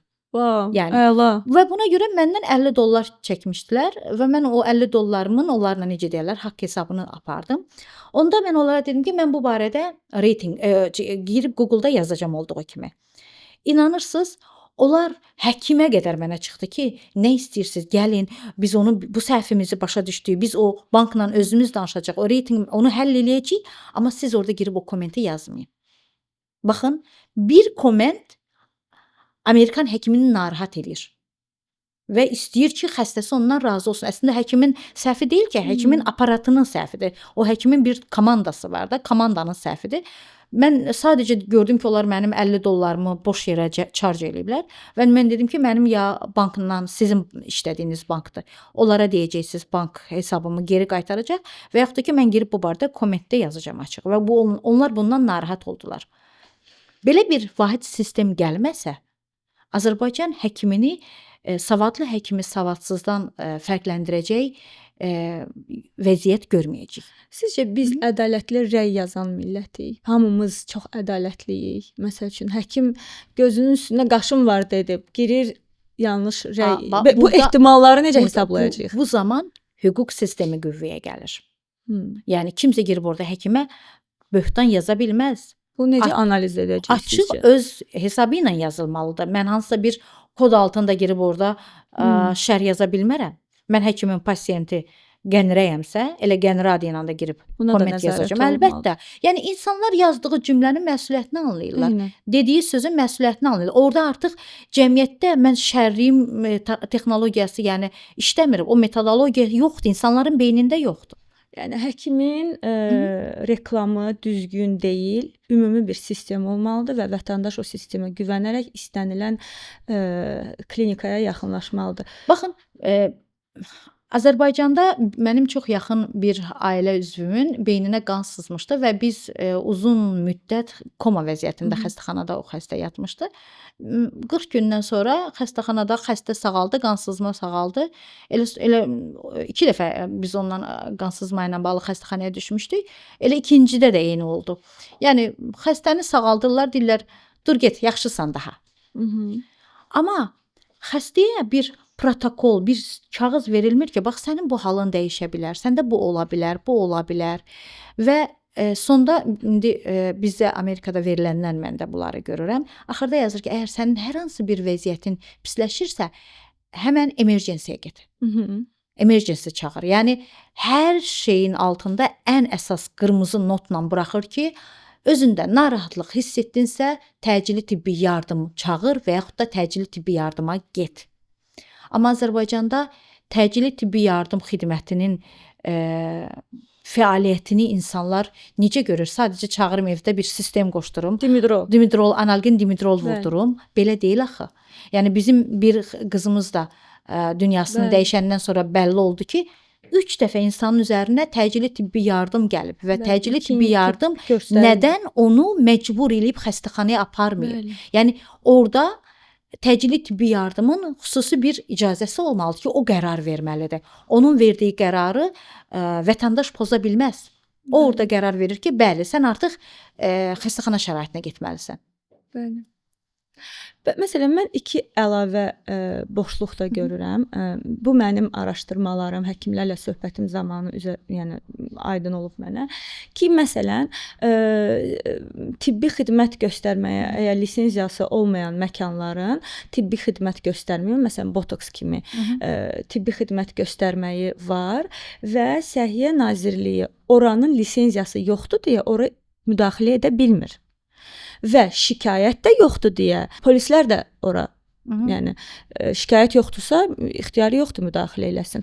Bu sizə görə ciddi boşluq deyil. Bunu necə həll edə bilərik? Aynur xanım, təbii ki, boşluqdur. Çox ciddi boşluqdur bu. Bilirsiniz, burada sahibkarlıq fəaliyyəti də var deyə biraz. İnsanlar sahibkar fəaliyyəti, çünki Səhiyyə Nazirliyi də hər sahibkarın alanına girib yoxlamaq haqqına sahib deyil. Bu o halda baş verir ki, şikayət olsun. Şikayət də yoxdur. Amma orada qanunsuz bir fəaliyyət var. Nəyə görə şikayət olunurdu? Yoxdur, hamı halından məmnundur. Məmnun deyildi. İnsanlar düşünürdülər ki, onların səsi eşidilmir. Amma indi şikayət eləyirlər. Ki, filan salonda botoks məsəl üçün proseduru gedir. Bəli, bunun üçün artıq, yəni ölkədə bu sistem elə qurulmalıdır ki, heç kəsin haqqı, baxın necə bu asfalt yollarda, avtobus, bas yollarına keçmək olmur da. Bütün sürücülərə fikir verirəm, hamı deyir, yox, ora keçənmərəm, orada cəza var. Hər şey cəza ilədir, maddi və hüquqi cəza ilə. Əgər maddi cəza tətbiq olunarsa, heç kəs təkrar o yola çıxmaz. Necə ki, bizim avtobus yolları çox gözəl təcrübədir. Bəli. Məsələn, bu da mənim araşdırdığım bir boşluqdur ki, qanunvericilikdə var ki, pasiyent, yəni xəstə inama istinad edərək istənilən həkimi seçə bilər müalicəsinə. Bu qanunvericilikdə var. Amma icbari sığortanın tətbiq etdiyi qaydalara görə həkimini pasiyent yox, icbari sığorta necə deyim, icbari sığorta təyin edir ki, bu xəstə həmin həkimin yanında müalicə olacaq. Bu qanunvericiliyə ziddir. Yəni burada ortada bir boşluq var. Əlbəttə, o qədər boşluqlar var ki, yəni bunların hamısını, yəni bir sosial media üzərindən bu araşdırmaları eləyən adam paylaşa bilməz ki. Bunun üçün həkimlər, ziyalılar yığılıb tələb eləməlidirlər. Səhiyyə Nazirliyindən. Amma susur. Bəli, Səhiyyə Nazirliyindən tələb eləməlidir. Bu bilirsiniz nəyə bənzər? Tələbə qəbulu komissiyasının insanlara 10 yerdən birinə yerləşdirməsinə. Yəni biz balı toplayıb yeri biz seçməliyik.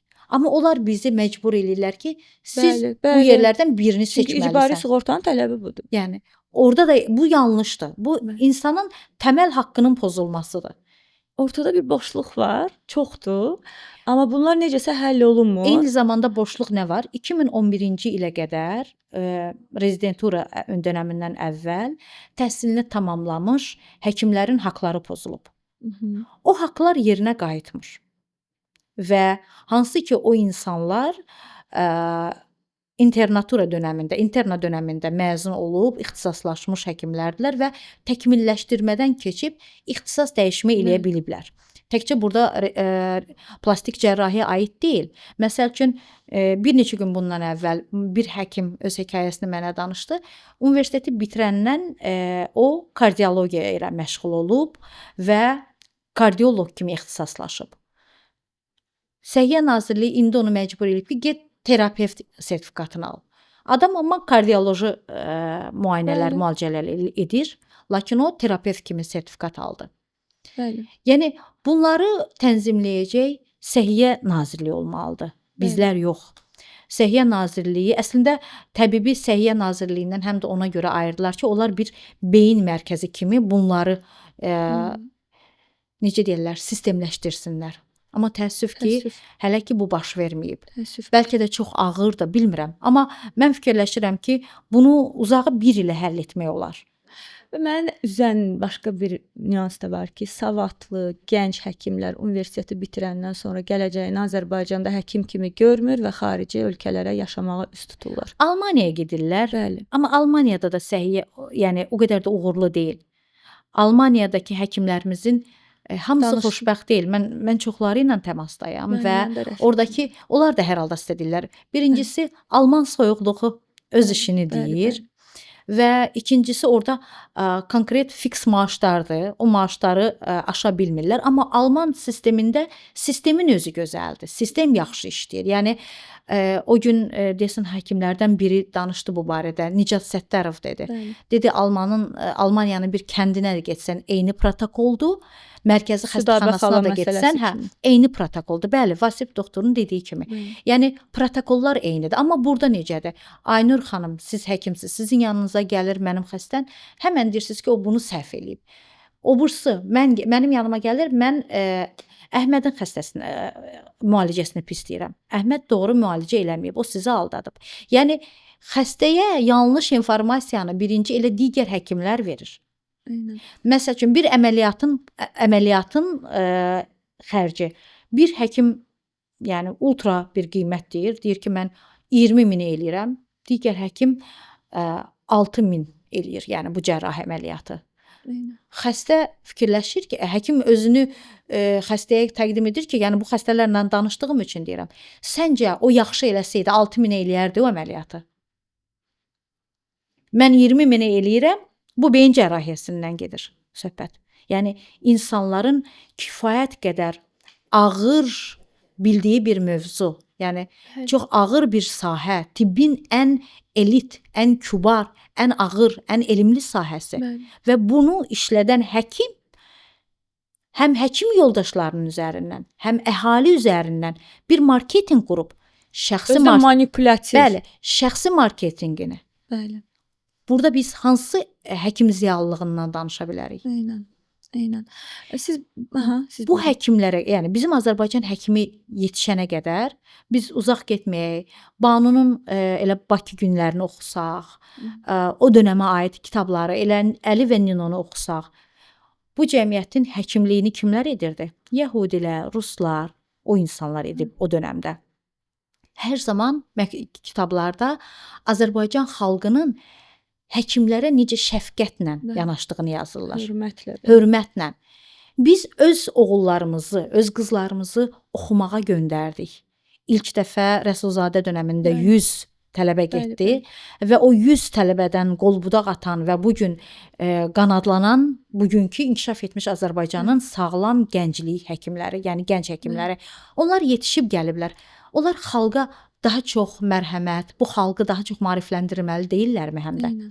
Amma onlar yalnız xalqdan pul mənbəyi kimi istifadə edərlərsə, marketinq kimi görərlərsə xalqı, onda bu xalqın gələcəyi nə olar? Təəssüf hissi keçirdirəm.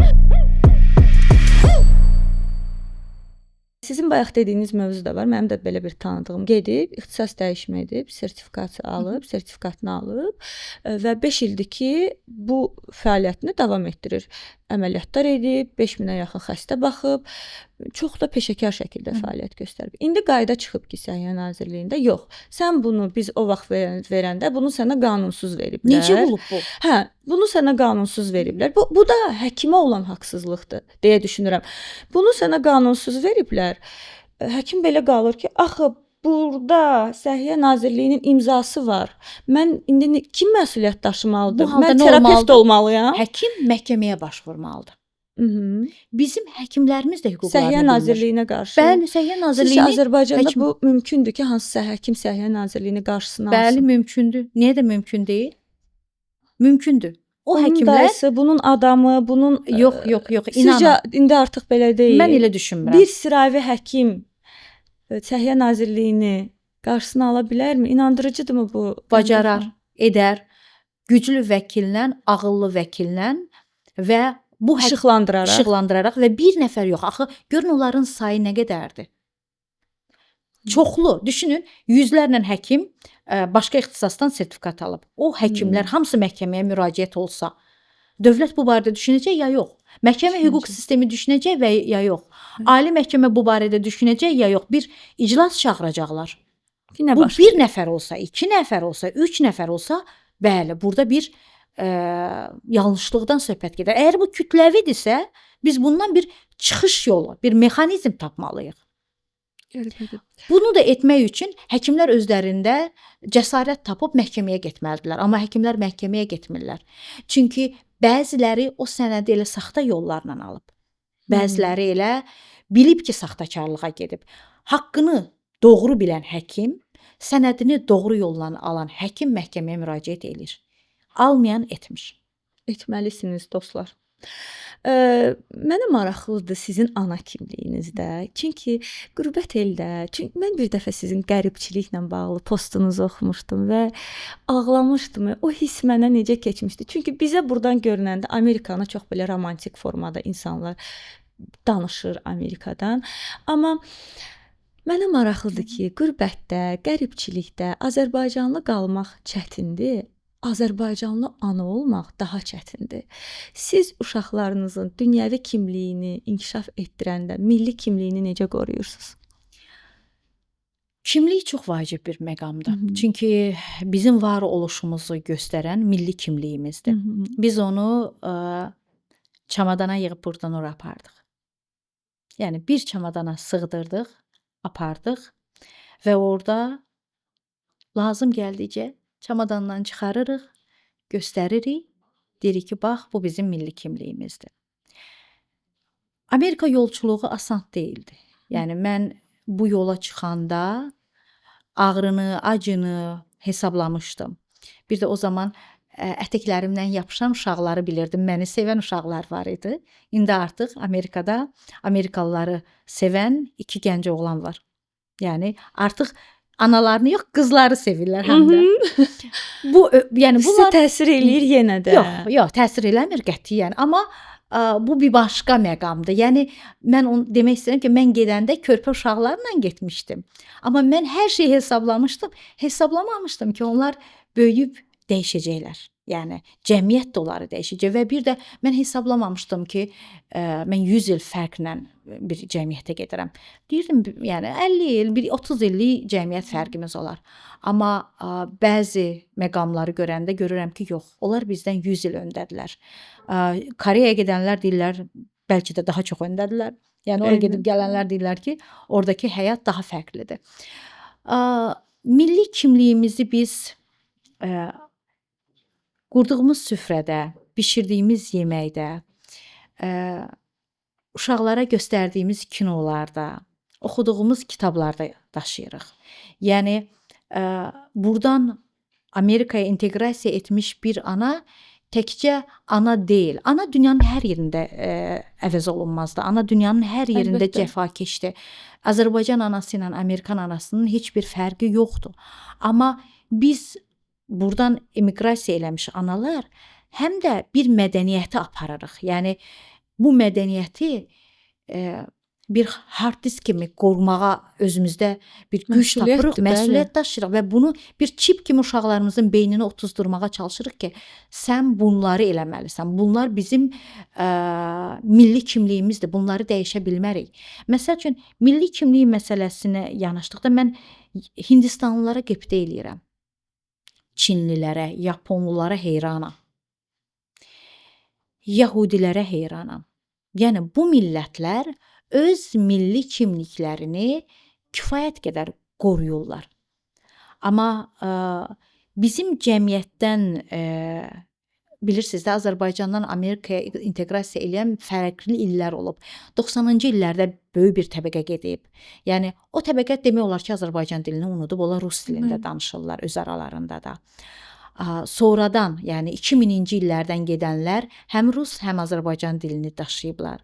Amma son dönəm gedənlər isə bir Azərbaycan kimlikli, yəni Azərbaycan dilinin də daşıyıcısı olan insanlardır. Məsələn, mənim yaşadığım Virginia ətrafında, o cümlədən bilirəm ki, Texasda əməlli başlı Azərbaycan community-si formalaşıb. Yəni o community yeni bir uşaq yetişdirir. Baxın, bu dünən eşitdinizdə 2 gün əvvəl New Yorkda bir Hindistan əsilli müsəlman və yoldaşı da Suriya əsilli bir qadın New York'un First Lady'si oldu. Bələdiyyə başqanı seçildi.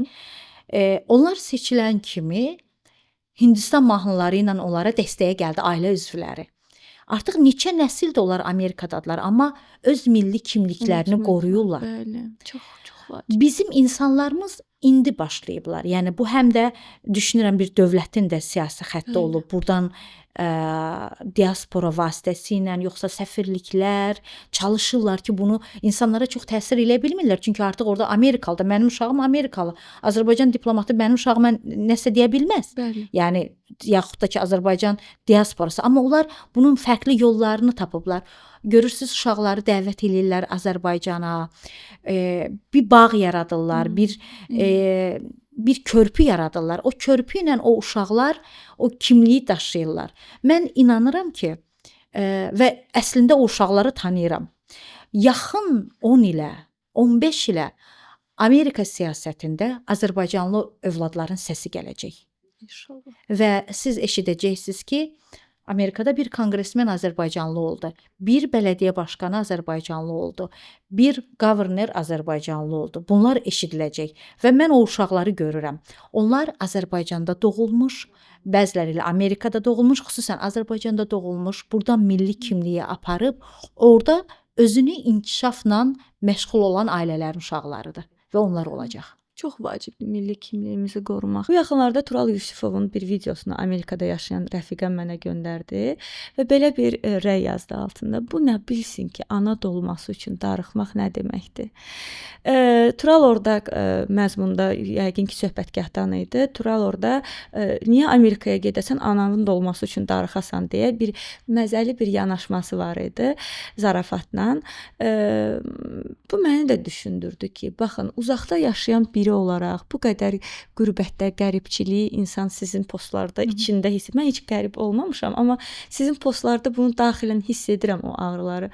Sizcə bir qəribin ürəyindəki ana dolması, həsrətinin məntiqli açıqlaması ola bilər?